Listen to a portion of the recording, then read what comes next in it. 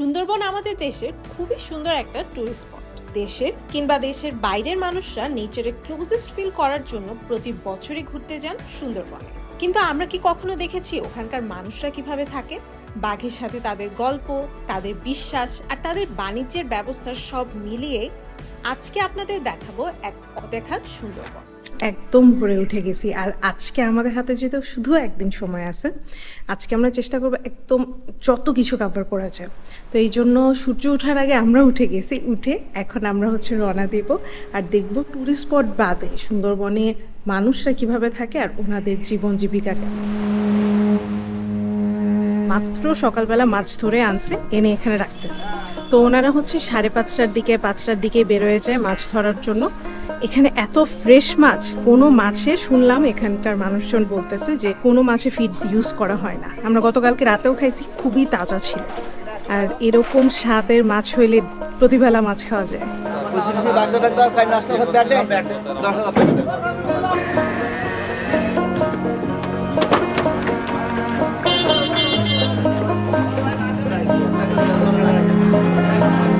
আমরা যে সময়টাতে আসছি আজকে মাছ অল্প ধরা হয়েছে। যেমন আজকে রাতে যখন অমাবস্যা হবে, কালকে সকালে মাছগুলা আরো বেশি করে ধরা হবে। মানে ধরেন ওনাদের থিওরি অনুযায়ী অমাবস্যা যেদিন হয় এর আগে মাছগুলো লুকায় লুকায় থাকে, এরপর অমাবস্যা হলে ওরা অনেকগুলা মাছ একসাথে ধরতে পারে।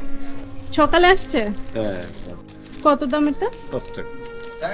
আমার প্রিয় একটা জিনিস পেয়ে গেছি মেনলি এখানে, এটার নাম ক্রিম রুটি। তো আমি অনেকে জিজ্ঞাসা করছিলাম বাটার বোন আছে কিনা, তারা বলতেছিল নাই নাই নাই। তো যেহেতু এখানে নামটা একটু ভিন্ন, আমাদের গ্রামে এটাকে বাটার বোন বললে চিনে, তো আমি গ্রামে গেলে এটা সবসময় খেতাম।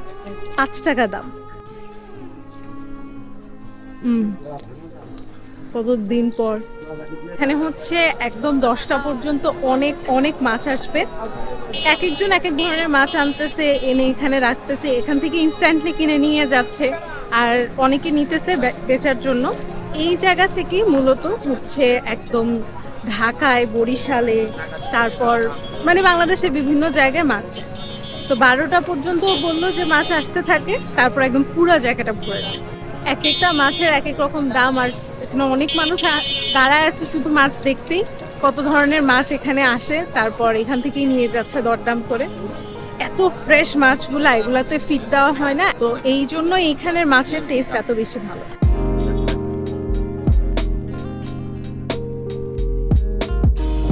এখানে মেইনলি আমরা সফট শেল কাঁকড়া যেখানে হয় সেই জিনিসটা দেখবো। কাঁকড়ার ঘের, এগুলাকে মানে ফার্মকে ঘের বলে। এই যে শেল থেকে এই কাঁকড়াটা আসছে, এটা হলো এখন নরম, কামড়াইতে পারবে না, কিন্তু হার্ড হইলে এতক্ষণ কামড়ায় একবার আঙুল টাঙুল ফালা ফালা করে দিত। এটা সফট শেল, এটাই প্রসেস হয়ে পাঠানো হয় না? হ্যাঁ, এটা প্রসেস হয়ে পাঠানো হয়।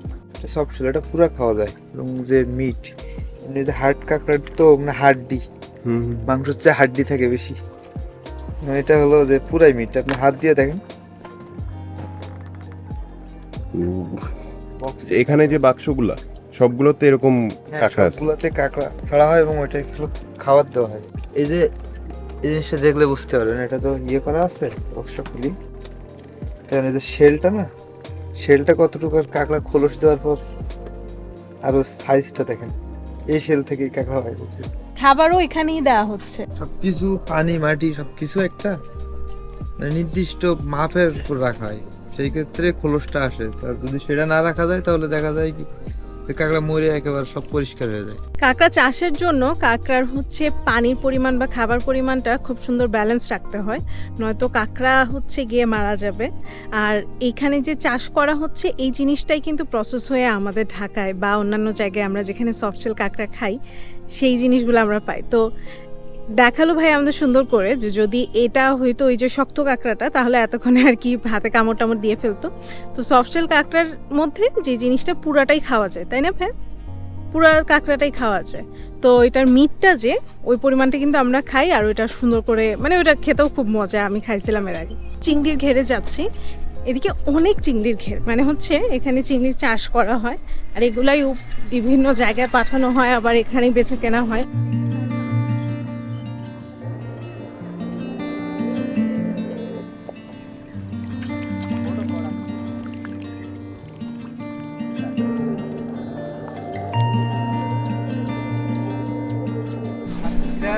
হোয়াইট গোল্ড, হোয়াইট গোল্ড, মানে সাদা সোনা। বাহ। এই যে সাদা হোয়াইট গোল্ড বলে যে সিঙ্গেল। আমরা যেটাকে চিংড়ি বলি এটাকে ওনারা বলে হোয়াইট গোল্ড। ও মাই গড, আমি হোয়াইট গোল্ডের কাছে চলে যাচ্ছিলাম আরেকটুর জন্য। একটা আছে তো সাইজ। কাঁকড়া আসছে, হ্যাঁ একটা কাঁকড়া আছে। এই যে এদিকে কতগুলা দেখেন, ওইদিকে কতগুলা কাঁকড়া। কাকা এই মাছগুলো নিয়ে এখন কই যাবেন? আমরা বাজারে যাবো। তা বেচতে পারবেন কত দিয়ে? 600 টাকা 700 টাকা আর হইনি না বলে 550 টাকা। এইরকম বাগদা কিন্তু দাম বেশি, 1000-1200 টাকা কিলো। এইটা 1000-1200 টাকা কেজি। 1200 টাকা কেজি। হ্যাঁ হ্যাঁ হ্যাঁ আর ঢাকা এদের সাইজটা আরো দেখ। বেশি। হ্যাঁ আমাদের এই বিশাল। কি হয়ে যাবে আজকে? বিক্রি হয়ে যাবে। বিক্রি হয়ে যায়। আপনি সারাদিন তারপরে কি এগুলা নিয়ে মানে চাষবাস করেন? কাজ করি মানে ঘিরে আটল কাটা, পাতি, তারপর দেখা যাচ্ছে ওই একটু ওই বিলি ওই ধান রো আছে সেগুলো আবার একটু বীজ সার টার দেয়, ওই সাইডে বিল আছে। আচ্ছা আচ্ছা। আচ্ছা, আর বাড়ি বাগানের কাজ করি ওই এখন এখন সময় আলু রুই, আলু রোয়া পড়েছে, তারপর কপি টপি চারা এইসব শাকসবজি লাগা, শাকসবজি রোয়া পড়েছে এইসব সেগুলো করি। আর এগুলো বেচে বাড়ি যাব, এই বাজার থেকে বাড়ি যাব।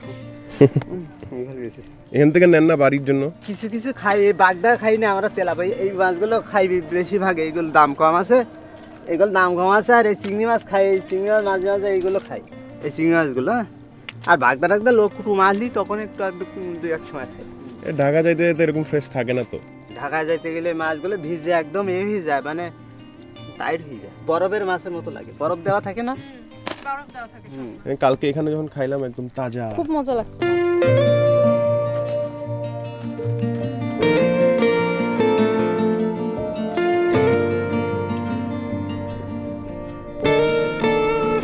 এখন আমরা নৌকা করে ফাইনালি জেলেদের কাছে যাচ্ছি, ওখানে গিয়ে আমরা গান শুনবো। যে গানটা শুনবো এটা হচ্ছে মুন্ডা গান। মানে জঙ্গলে যাওয়ার আগে এই গানটা দিয়ে ওনারা প্রার্থনা করে থাকে যাতে ওখানে সেফলি মানে গিয়ে ফেরত আসতে পারে আর কি। তখন এখানে চট ছিল তাই না? হ্যাঁ, ছয় গাছ ছিল না।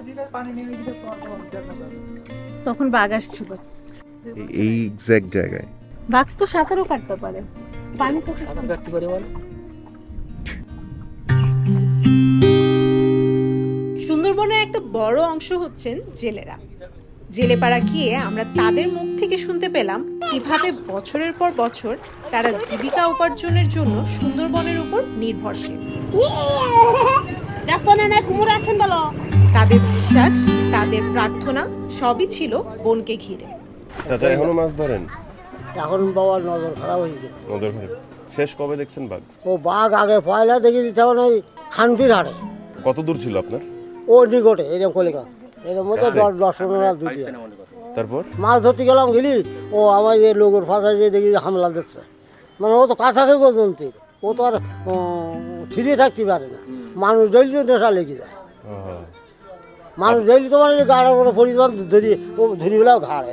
আমার মা বন্ধুর সাথে সহযোগিতা আছে মনের সাথে। আমরা যখন এখান থেকে মার এখান থেকে দর্শন করে যায়, প্রণামে যায়, তখন বনে বনে চলে গেলাম। বনে যে মা কোনো আভার বিরোধে না আসে, আভার বিরোধে আসলে তুমি শেখাবা, লক্ষ্য করবা, দেখার মালিক তো তুমি। চাচা খুব ইন্টারেস্টিং ভাবে স্টোরি বলে। আর ওনার এখনো যে মনোবল, ওনার মনোবলে আসলে বাঘ সামনে আসলে ওনার থেকে ভয় চলে যাবে। ওনার মনোবল অনেক বেশি আছে এখন আলহামদুলিল্লাহ। 2 বার হার্ট অ্যাটাক করছে, কিন্তু এখনো উনি যে মনোবল নিয়ে আছে, আমাদের ওই শক্তিটা নাই। বয়স কত জিজ্ঞেস করে তো? বয়সের কথা বলতে পারবো না, হিসাব থাকে না তো। হিন্দুস্তান পাকিস্তান এই যে 57 সালে বানান্তার এই গেছে হিন্দুস্তান পাকিস্তান, সেদিন গিয়ে হিন্দুস্তান পাকিস্তান। আর 57 সালে মানান্তার কথা বলতেছে পরপরই এটা কিসা কাহিনী এটা বড় কিসা কাহিনী। এটা কি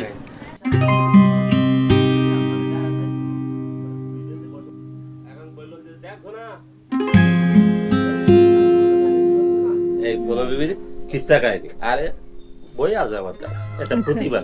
আর এই বই এইখানে যারা আছে ইতালি থেকে পর্যন্ত এসে, মানে বিদেশের থেকে এসে আবার এই নাটক এখানে সাজিয়ে দেখানো হয়েছে। আচ্ছা আচ্ছা, হ্যাঁ নাটক সাজিয়ে চিন্তা করতেছিলাম নাটকটা সাজিয়ে দেখা। নাটক সাজিয়ে দেখা হয়েছে, নাটকটা করেছি কিন্তু আমরা।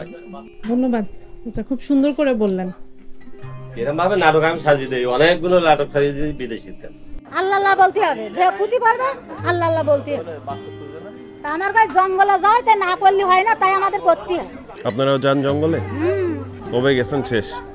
ওই মাছ কাঁড়া মাটি যাতে হয়, আমাকে প্রায় যাইতে হয়, প্রায় যাওয়া লাগে, জন্ম পড়ে গেলি প্রায় যাওয়া লাগে। বাঘ দেখাটা সবাই একটু অন্যরকম ভাবে দেখে, আমরা তো ঢাকার, সুন্দরবন মানে বাঘ দেখা, বাঘ দেখাটা কি আসলে ভালো কিছু? ও বাজার পারে, ও বাঘের সামনে কেটে যাবে, সামনে তো কেউ যাইতে চায় না। আর জাতি পারে যারা অতিরিক্ত কিছু জানে তারাই ছাড়া জাতি পারে না জঙ্গলে। এবার ওই মা বোন মিলি সায়ন যদি সে মন তুলে তাকায় তাহলে হবে। ও গান আছে, বিভিন্ন ধরনের গান আছে। বাঘে নিয়ে গেছে আমার বাঘের, বাঘের সঙ্গে মারামারি খেলে বাঘে খেয়ে ফেলি। আর বাঘের সাথে আমি 2-3 করে লড়াই করে ফিরে আসছি। আপনি? হ্যাঁ, আর আমার যেটা আমার ছোট ভাই মানে মাছ ধরতে গেছে, মাছ ধরতে গিয়ে রাত্রি বাঘ এসে আক্রমণ করিয়েছে, করে ও 4 হাঁটুর ভিতরে ঢুকাই, বাঘের 4 হাঁটুর ভিতরে ঢুকালি এই দিক থেকে যারা মানুষ ছিল ওরাই বেড়ি করে মানে তোমার বেরোচ্ছে বাঘের পিটি, আর ওর কী করেছে কি বাঘের পেটে ফেলেছে, বেরিয়ে দৌড়িয়ে লোকে চলে গিয়ে এইসব জায়গায় আঘাত আছে। এই বাঘের এই যে আমরা নদীর সারি আমাদের সুন্দরবন নিয়ে আমরা পেশাজীবী মৎস্যজীবী, তবে আমাদের ভাত বাড়ি সব ওই জঙ্গল। এখন হয়তো যাব 3 দিন পরে আসবো, তাহলে আমাদের ভাত বাড়ি সব কিন্তু লোক পায়। আপনাদের যান যে প্রতিদিন রিস্ক লাগে না? রিস্ক করে কী করবো, আমাদের তো কোনো মানে জমি নাই, জায়গা নাই, আমাদের সুন্দরবন করে নির্ভরশীল, আমাদের মাছ কাঁকড়ার সাথে আমরা সম্পর্ক। আচ্ছা, আপনার নাম? আমার নাম গোপাল সেনা। খুব ভালো লাগলো আপনার সাথে কথা বলে।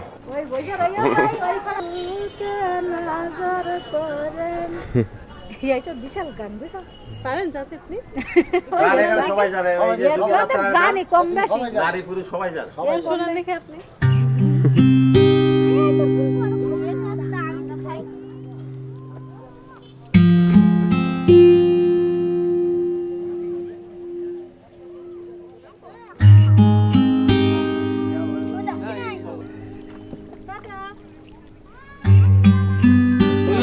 সবাই যাচ্ছে, খুব মজা লাগতেছে না?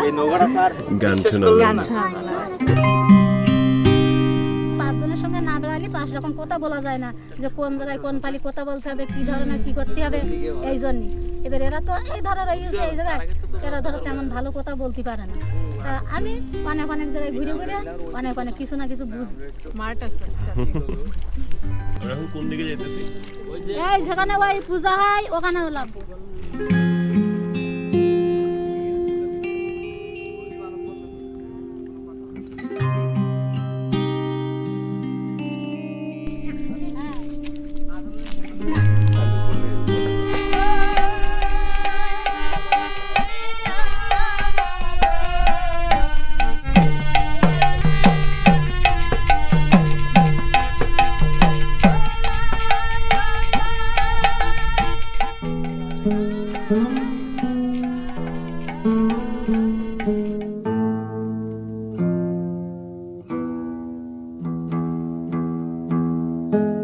এখন মনে করেন যে এখন এই শীতকালের সময় সবসময় বাঘ থাকবে, সবসময় গাং সাইডে নদীর সাইডে থাকবে, মানে রোদ খাওয়ার জন্য সবসময়, রোদ খাওয়ার জন্য থাকবে সবসময়।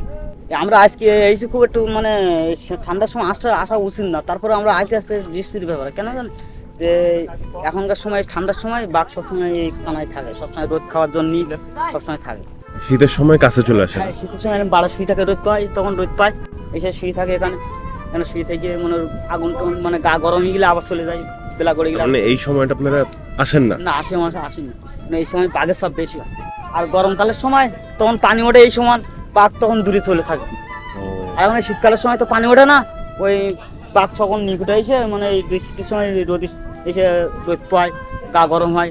এটা হচ্ছে কলুখালি মনে করে বাঘ ছয় এখান থেকে পার হয়, ওই মাছ সাজাতে পার হয়, এখান থেকেও পার হয়, সব জায়গাতে পার হয়, বেশি অংশে গোড়াতে পার হয়, এই নিকটে পার হয়।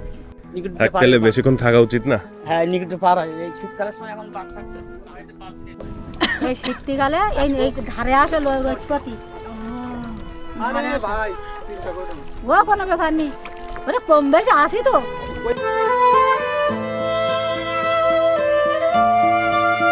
যে দোকানের চাল আমি খাচ্ছি সেই দোকানের চাল তুমি খাচ্ছ, যে দোকানের মিষ্টি মিঠাই আমি খাচ্ছি তুমি খাইছ, যে দোকানের পান সুপারি খাচ্ছি তাহলে তো তোবা থালি না, সেই সব তোবা থালি।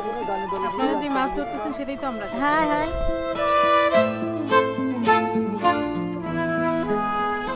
ওনাদের সাথে যতটুকু টাইম কাটাইছি খুবই ভালো লাগছে। ওনারা এত সুন্দর করে গল্প বলে, আর ওনাদের যে সাহস, ওই জিনিসগুলো দেখলে আসলে অনেক ইন্সপিরেশন গ্যাদার করা যায়। সুন্দরবনে অনেকে অনেক জায়গায় ঘুরতে আসে, কিন্তু এখানকার মানুষ বা জেলেরা কিভাবে থাকে বা তাদের যে স্টোরি, এই জিনিসগুলো এই দিকে না আসলে কিন্তু বোঝাটা কঠিন। আপনারা ট্যুরিস্ট স্পটে গিয়ে অনেক কিছুই দেখতে পারবেন, কিন্তু আমি এই জায়গাগুলোতে আসতেছি মেইনলি কারণ এখানে তো আর ট্যুরিস্টরা সবসময় আসবে না, বা আপনারা যারা আসতে চাবেন তারাও হয়তো অনেকে পারবেন না আসতে। তো আমার এই ভিডিওর মাধ্যমে আপনারা কিছুটা হলেও বুঝবেন। বাইকে করে যাব মুন্ডাপাড়া। সাদি অনেকদিন পর বাইক চালাচ্ছে। আগে ইউনিভার্সিটি যাইতাম বাইক দিয়ে। এখান থেকে হচ্ছে ক্র্যাবস অপশনগুলো এখানে বানানো হয়, এরপরে হচ্ছে ওনারা প্রসেস করে ফুড নেটওয়ার্ক অ্যাগ্রোতে ওখানে সেল করে। ধরেন ওনারা রেডি টু ইটও করে, তারপর আপনি যদি এরকম নিতে চান, তারপর ওনারা অনেক রেস্টুরেন্টেও সাপ্লাই দেন। আমি আমার একটা ভিডিওতে খাইছিলাম, তো আমি হচ্ছে ওনাদের থেকে ক্র্যাব যেটা রেডি টু ইট ওইটা নিই। এখন আমরা ঢুকতেছি মুন্ডাপাড়ার উদ্দেশ্যে। এখানে দেখবো মানুষ কিভাবে থাকে, কি করে, কিভাবে চলে, ওনাদের জীবনটা একটু সুন্দর করে দেখার চেষ্টা করবো, ওনাদের গল্প শোনার চেষ্টা করবো।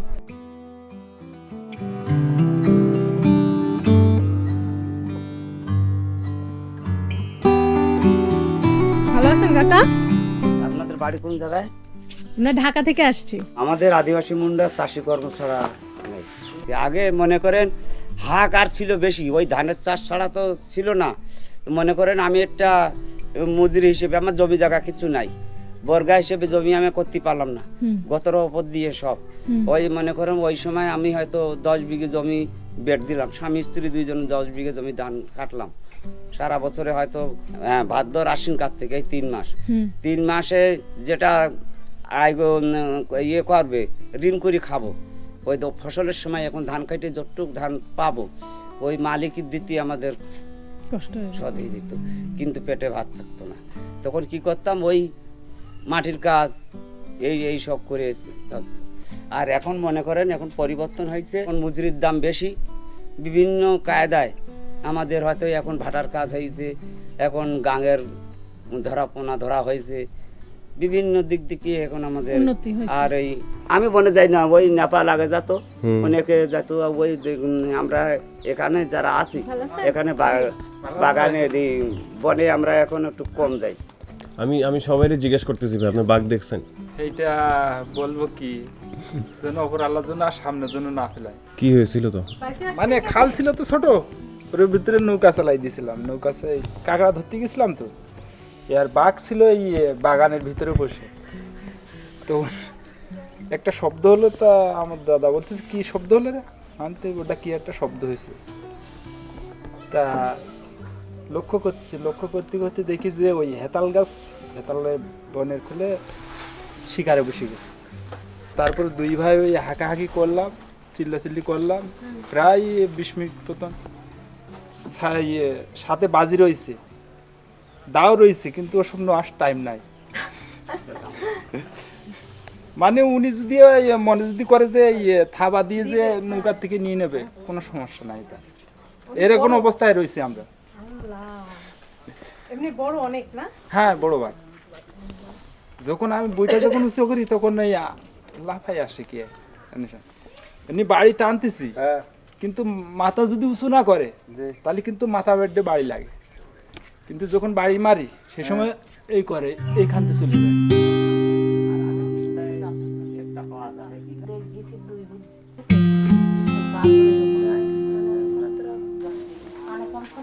মুন্ডাপাড়া শেষ করলাম। এটা কিন্তু একটা আদিবাসী পাড়া, ওনারা যেখানে বাস করতেছে। আর এই যে এখানে ওনাদের পুকুর বা মানে চাষ করার জন্য জায়গা, মেইনলি বাসস্থানটা সরকার থেকে দেওয়া হয়েছে, ওনাদের উইল করে দেওয়া হয়েছে যাতে ওনারা থাকতে পারে। ওনারা এখানে 6 জন ফ্যামিলি, মানে 6টা ফ্যামিলি টোটাল থাকে, আর ওই পাশে আরো 23টা ফ্যামিলি, মানে এরকম গ্রুপ করে ওনারা থাকে। মেইনলি ওনারা হচ্ছে মাছ কম ধরে, ওনারা ক্ষেত খামারি বেশি করে, কিন্তু ওনাদের গল্পগুলাও খুব ডিফারেন্ট। আসলে এক একজনের সাথে এক এক, মানে যারা হচ্ছে এখানে থাকে, এক একজনের গল্প এক এক রকম। কারণ অনেকের বাঘের সাথে দেখা হয়েছে, অনেকের হয় নাই, অনেকে বাঘের সাথে যুদ্ধও করছে। তো এইসব গল্প শুনে কিন্তু খুব অবাক লাগে। আমরা এত একটা জায়গায় থাকি যেখানে আমরা সারাদিন কাজ করি, বাসায় গিয়ে ঘুমাই, কিন্তু ওনারা এই যে এই পর্যন্ত জীবনটা আনার জন্য যে কত যুদ্ধ করছে বা কিভাবে কি করছে, এগুলা গল্প শুনলে বোঝা যায় যে বাংলাদেশে এখনো অনেক জায়গায় অনেক সুন্দর সুন্দর গল্প লুকায় আছে। মানে আমরা হচ্ছে ফার্স্টের দিনটা এভাবে আপনাদের দেখাইছি যে যদি আপনারা টুরিস্ট হিসাবে আসেন সুন্দরবনে, আপনাদের এখানে কি স্কোপ আছে শিপ বাদে। এই জায়গায় আসার কারণ হচ্ছে যে এখানে তো রেগুলারলি মানুষজন ঘুরতে আসে না, তো যারা না আসতে পারে আমাদের ভিডিও থ্রুতে আপনারা বুঝতে পারবেন আসলে সুন্দরবনে এখানে যারা আদিবাসী আছে তারা কিভাবে থাকে। বাঘ বিধবাটাই শুধু পাখি মনে হয় না আমাদের আইটিনারিতে। তো যেটা হয়েছে, আমরা বিভিন্ন চ্যানেলে, নিউজ চ্যানেলগুলোতে, ইউটিউবে ভিডিও দেখে আসছি যে বাঘ বিধবা নামে একটা পল্লী আছে এখানে। তো আমরা খুবই এক্সাইটেড ছিলাম ব্যাপারটা নিয়ে, যে এখানে মানুষের স্টোরিগুলো অনেক ডিফারেন্ট হবে, যেহেতু এতগুলা মানুষ একসাথে থাকে, এক একজনের স্টোরিতে এক এক রকম হবে। আচ্ছা, এর আগে বলিনি বাঘ বিধবা কাকদের বলে। তো যাদের হাজবেন্ড মারা গেছে বাঘের খবলে পড়ে তাদেরকে বলে বাঘ বিধবা এখানে। কিন্তু আমরা যেরকমটা শুনে আসছি যে এখানে একটা পল্লী আছে যে বাঘ বিধবারা সবাই একসাথে থাকে, এরকম না ব্যাপারটা। হয়তো ওনারা একসাথে অনেকজনকে একত্র করে যখন ভিডিওটা করছে, অডিয়েন্সের কাছে এরকম একটা মেসেজ গেছে যে এখানে একটা জায়গায় ওনারা সবাই বসবাস করে। আসলে এরকম কোনো ব্যাপার না। তো আমরা যেহেতু মানে অনেকজনের সাথে কথা বললাম, আমরা এক্স্যাক্টলি বাঘ বিধবা না পেলেও এরকম অনেককে পাইছি যার বাবা মারা গেছে বাঘের খবলে পড়ে, যার শ্বশুর মারা গেছে, যার চাচা মারা গেছে, মানে এরকম গল্পও কিন্তু আমরা পাইছি। একই স্টোরি হয়তো আমরা যিনি বিধবা তার থেকে মুখে শুনতে পেতাম, কিন্তু বাঘ বিধবাদের কাছ থেকে গল্পটা শুনলে একটু কষ্টকর কেন, ওনাদের মোস্ট অফ দেম জিনিসটা যেটা হয় যে, আমি একটা ডকুমেন্টারি দেখছিলাম ওখানে আর কি, যখন বাচ্চা মেয়েরা মানে এরকম ধরেন 11-12 বছর কি 13 বছর হয়, ওই সময় কিন্তু তাদের বিয়ে হয়ে যায়। তারপরে দেখা যায় যে অনেকের এরকম হয়েছে যে 1 বছরের মধ্যে তার হাজবেন্ড বাঘের খবলে পড়ে মারা গেছে। যেহেতু এখানে অনেক ধরনের ধর্মের মানুষ বসবাস করে, সব ধর্মে ওই রকম পারমিশন থাকে না যে হাজবেন্ড মারা যাওয়ার পর উনি আরেকবার বিয়ে করবে। তো ওই যে মেয়েটা যার বয়স 15 হইলো 20-25 এরকমও হয়, তার জীবনে কিন্তু এভাবে পার হয়ে যায়। তো ওই গল্পগুলা হচ্ছে বিভিন্ন চ্যানেল থেকে আমি দেখছিলাম। খুব স্যাড জিনিসটা যখন আপনি ওনাদের থেকে শুনবেন ওনারা কিভাবে জীবনটা পার করছে। আরও কষ্ট হয় যদি তার 2-3টা বাচ্চা থাকে, তার নিজের একার খরচ না, তার বাচ্চাদের খরচ, তাদের পড়াশোনা বা তাদেরকে বড় করা, ওইটা একার জন্য অনেক কষ্টকর। কারণ যেই লোকটা বাঘের খবলে পড়ে মারা গেছে সে কিন্তু ঘরে বসে ছিল না, সেই কিন্তু ওই জায়গায় গিয়ে কোনো কাজের উদ্দেশ্যেই গেছে। তার মানে তাদের জীবনটা আগে থেকে কষ্ট করছিল। আর হ্যাঁ, পেটের দায়ী কিন্তু গেছে ওখানে। ওখানে তো শখ করে কেউ যায় নাই যে বাঘ দেখে আসি। আমরা যেরকম এখন ঘুরতে আসতেছি, আমরা হাসতে হাসতে বলতে পারি যে বাঘের দেখা পেলে ভালো হবে, আসলে না, এখানকার মানুষের জন্য ওই জিনিসটা এরকম না। আবার গল্প শুনে যা বোঝা যায় যে বাঘের খবলে পড়লে জিনিসটা যে কত ভয়াবহ হবে, যারা সামনাসামনি বাঘ দেখছে তারাই বলতে পারে। আমরা হয়তো চিড়িয়াখানায় বাঘ দেখছি, আমরা হয়তো ঘুরতে আসছি দেখে বাঘ দেখতে পাইলে আমরা খুব খুশি হইতাম, বাট আল্লাহ না করুক আমি এরকম কারো চাই না যে এরকম একটা ভয়াবহ মৃত্যু হোক। কারণ অনেকে এমনও বলছে যে একবার বাঘের খবলে পড়ছে তার জন্য বেঁচে আসাটা কঠিন। ওনারা এটাই দোয়া করে যে আর যাতে না দেখি, একবার দেখছি বেঁচে গেছি, আল্লাহর নামে বেঁচে গেছি। কিন্তু এই যে আরেকবার দেখে মানে তারা যে ফিরে আসতে পারবে এটা তো নিশ্চয়তা নাই। এখানে যারা থাকে তারাই বলতে পারবে কতটা ভয়ানক। আমরা হচ্ছে ওনাদের যে গানটা আপনাদের শোনালাম, ওনারা এই গানটা গেয়ে এটা প্রার্থনা করে তারপরে হচ্ছে বনে যায়, যাতে তাদের যিনি বনবিবি তারা রক্ষাই চায় আসলে, একটা যে আমাদের একটা প্রোটেকশন দাও। গানের মাধ্যমে ওনার প্রোটেকশনটা প্রার্থনা করে, তারপর হচ্ছে ওনারা ভিতরে যায়। তো আমরা যেই টাইমটাতেই গেছি, আজকে হচ্ছে নভেম্বরের 12 তারিখ। সময়টা খুবই রিস্কি। সময়টা রিস্কি হবার কারণ কি, যত শীত সামনে আসবে তত বেশি হচ্ছে পানি শুকায় যাবে। আর পানি শুকায় গেলে বাঘ হচ্ছে এদিকে আসবে তখন হচ্ছে সে ধরেন পানি খেতে আসবে প্রায় সময়, বা হচ্ছে রোদ পোহাতে আসবে শীতের মধ্যে। আর এই যে টাইমটাতে আমরা গেছি না দুপুরে, এই টাইমে রোদটা বেশি থাকে। তো অনেক সময়ই ওনারা বললো, যারা ওনারা এখানে থাকে তাদের অনুযায়ী, বাঘ এদিকটায় এই টাইমে আসে পানি খেতে। তো ওনারা বলতেছিল আমরা কখনোই এরকম সময় বা এই সিজনে স্পেশালি আসি না, কারণ রিস্ক হয়। তাদের থেকে ভালো তো আর আমরা জানবো না রিস্ক কিনা। হ্যাঁ, এটা আমাদেরকে সবকিছু শেষ হওয়ার পরে যখন আমরা ফিরে আসি তখন বলছে। ভালো হয়েছে তখন বলছে, কারণ ওনারাও বুঝতে পারছে যেহেতু আমরা ঢাকা থেকে গেছি, আমরা তো আর ইউজ টু না ব্যাপারগুলো নিয়ে। তো আমরা যদি আগে বলতাম আমরা হয়তো ওই ভয়েই থাকতাম কখন যাব।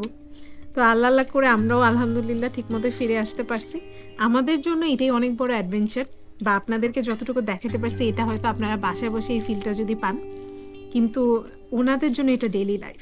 যেটা আপনার জন্য লাক্সারি, সেটা আরেকজনের জন্য একটা নিড। আসলে তাদের এটা করতেই হয়, তাদের চাহিদা মেটাতে হলে তার বনে যেতেই হবে, বাঘের সাথে যুদ্ধ করে হলেও এখনও এই সময়ে 2024 সালে তাদের এভাবে জীবন নির্বাহ করতে হয়।